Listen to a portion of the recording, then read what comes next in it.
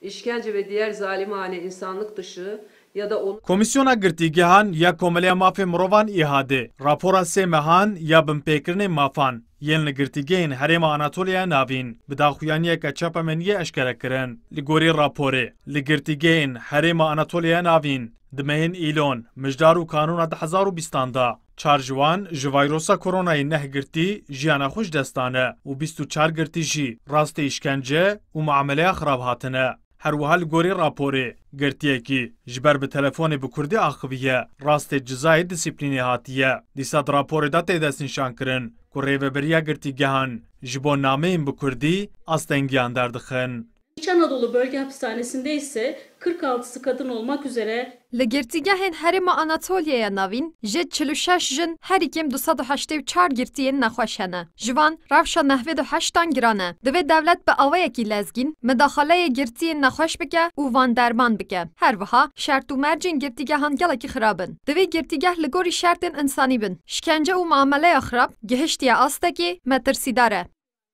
Li aliyê din li hin girtîgehan ji aliyê girtiyên siyasî ve greva birçîbûnê jî ber bi 5 rojî ve diçe. Hevserokî îhadê ya Şaxa Enqereyê Fatîn Kanat dide zanîn ku hikûmet heta niha derbarê grevên birçîbûnê da tu pêngavekî avêtiye û muxalefet jî zêde vê mijarê nexistiye rojeva xwe.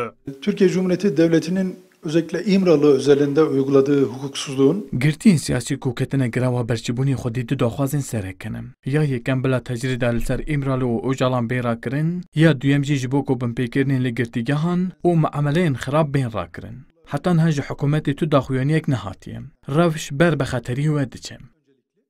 Bi armanca ku tecrîda İmraliyê ya li ser rêberê PKK Abdullah Öcalan rabe li hin